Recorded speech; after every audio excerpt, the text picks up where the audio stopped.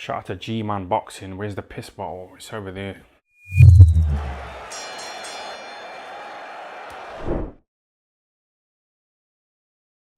Joshua Buastsi knocks out Ricards Bolotniks in the 11th round. I really enjoyed this fight throughout. It was very entertaining. It was definitely the toughest fight of Joshua Buatsi's career, definitely.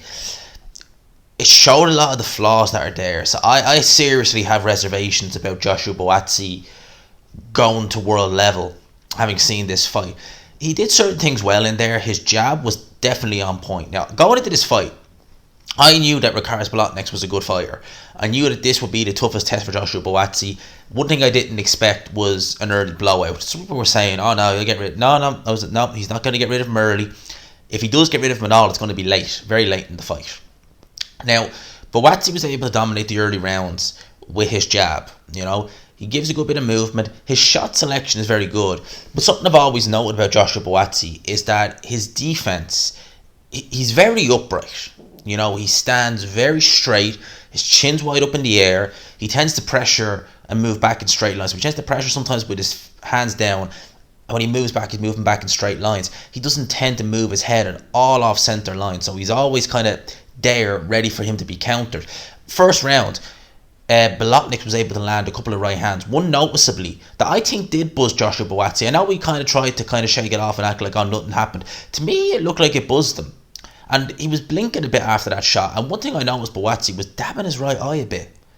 Now, whether that was just because of sweat coming into it, or whether that was just because maybe he was feeling something from the shots he was taking, because early on, Bolotniks looked very dangerous. He was missing with a couple of overhand rights. He was looking to set up a check left hook. That was the thing he was mainly trying to do. He was trying to lead with the left hook. He was also trying to counter with the left hook. But Buastsi was able to read it. And to be fair, he wasn't exactly sneaky with any of them shots, Bolotniks was. To the point where I was like, if he doesn't change up how he's trying to, set up his shots, Buatsi's going to know, right, this is what's going to come when I throw this 1-2. It's going to be this.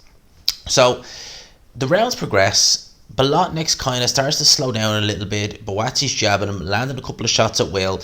Then in the 6th round, Joshua Buastsi lands a big left hook on Bolotniks. A big left hook. And Bolotniks goes down. He gets up, but he does look hurt. He noticeably looks hurt. Buastsi goes in there to finish the job. Howard Foster was refereeing this fight. And to be fair to Howard Foster, I've criticised him a plenty. He's done a very good job in this fight. He's done a very good job. We talk about early stoppages in the UK. At certain points in that 6th round, I wouldn't have complained if the referee had jumped in, because Bolotniks was taking some shots very clean. He wasn't returning shots that much. The thing that worried me so much about Buastsi, though, when he gets his opponent hurt, it's like the red mist descends. Alright?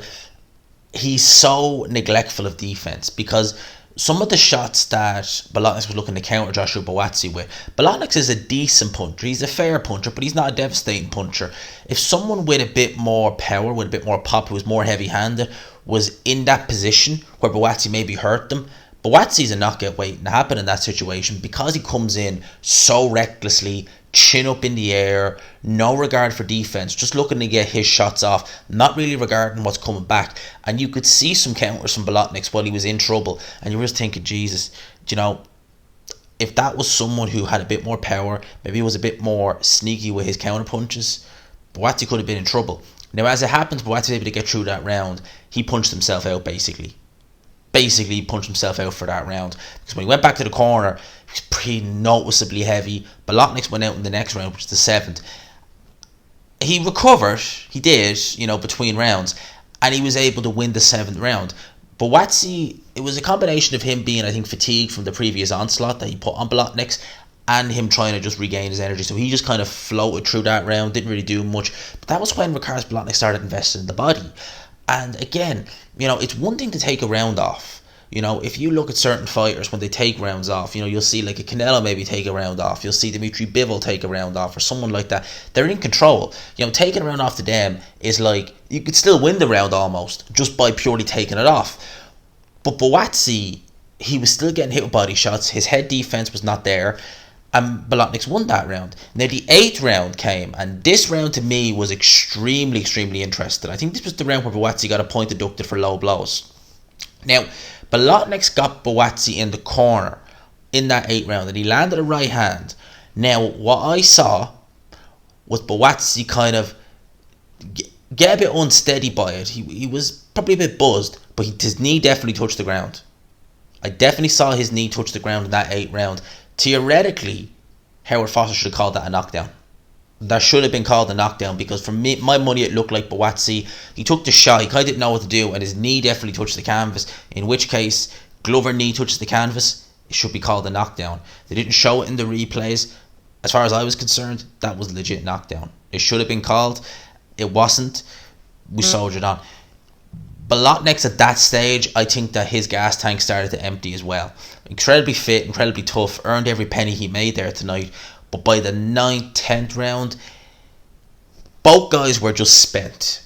You know, Buastsi was more spent for my money than Bolotniks. But Bolotniks was still able to outwork Joshua Buastsi in some of the rounds. He was able to throw more shots. There wasn't much on them at that stage, so Buastsi didn't really have much to worry about. At that same time, Bolotniks always looked dangerous. Certainly for my money, throughout this fight, you were looking at it, even when Buastsi was in control, Bolotniks just looked dangerous in there. You know, he's not got the greatest balance in the world. It has to be said for Ricards, but you could see that. And you could see at times in this fight where he wasn't even hurt. He was just off balance by the shots that were coming back at him. You know, Buastsi would land like a right hand, like even a jab to the chest, and he kind of stumbled a bit because he was just so off balance. His technique in terms of his balance is just not great. But, you know, going into the 11th round, you were kind of thinking, right, what's going to happen here? Because can Buastsi get rid of him? Is he just going to go for a decision, or what's going to happen? As it happens, he was able to land a right hand. Bolotniks went down, and I think it was more the fatigue. I think he was just absolutely a spent fighter by that stage, and he just didn't have the energy to be able to get back to his feet. Howard Foster waves it off, rightly so. I just think that the gas tank was just done at that point. Buastsi will have learned so much from this fight. Having said that, the technical flaws that have always been there are still there. Like, someone like Dimitri Bivol, someone like Buastsi, who is defensively not the greatest, who doesn't move his head off centre line, who stands up upright, who squares up sometimes, Dimitri Bivol won't be able to miss him. Seriously, Dimitri Bivol won't be able to miss him. And I think that Buastsi, he's been matched so slowly through his pro career. I've heard people, you know, off YouTube, in other aspects, tell me that Buatsi's chin is not particularly good. It was obviously good enough, because if his chin was as bad as some people make it out to be, he would have been hurt more by these shots Bolotniks had. But I take that with a grain of salt, that his chin is, I don't know. We've never seen him in there with anyone who can really bang. But certainly Dimitri Bivol, although he's been going the distance a lot, he can bang. I just see that fight as being, because he's ranked with the WBA. And I just see that fight as being all wrong for Buastsi if it happens. I don't think Bivol will be able to miss him with his jabs, with his straight rights, with his left. I just think Bivol will have a field day. It's not to say Buastsi won't be competitive. He's got good punch selection, he's got good balance, but I just think his defense is too leaky. Bivol is just leagues above Buastsi. Leagues above him. So with Buastsi, I don't know where or who they're going to match him with. Maybe a McCalkin would be a good fit. I've heard people say that his team didn't want the Callum Johnson fight, but Callum Johnson was at Matchroom. Callum Johnson, I would say, is a bigger puncher than Bolotniks, and I would probably pick Callum Johnson over Bolotniks personally. Certainly the Callum Johnson of a few years ago, I would have. Maybe not now. Maybe now he's kind of regressed a bit. But yeah, it's an interesting one with Buastsi. I enjoy watching him. He's entertaining. But there's flaws there that are apparent at this level, and we're talking kind of fringe European level, give or take, in around that. If you're making the jump to world level against guys like Dimitri Bivol, I just don't see that ending well for Buastsi, in my opinion. This fight really kind of saved this card, because this card was an absolute stinker. Alright, to say that Matchroom didn't go out with a bang would be an understatement. This went out. Jesus Christ, people! This is I feel bad for the fans who paid $7.50. Seriously, this was a terrible card. Absolutely, it was just one-sided. It was a horrible card. You know, it has to be said, a lot of pullouts happened, stuff happened, but nevertheless, I mean, Jesus, people, this card was awful. Apart from the main event, the rest of the fights were all awful. They really were. And I'm not one who, me, I'm always glasses half full type of guy, but this card I couldn't get up for. I really couldn't. that's my thoughts on this. I'll talk about this more tomorrow. For now, I'm going to leave you with that. Hope you enjoyed the video. If you subscribe, of course, if you haven't already, smash the like button. It really does help me boy out. I'll talk to you then. I'm probably going to cover John Real Casemiro later, so I'll talk to you then. For now, lads and lassies, peace.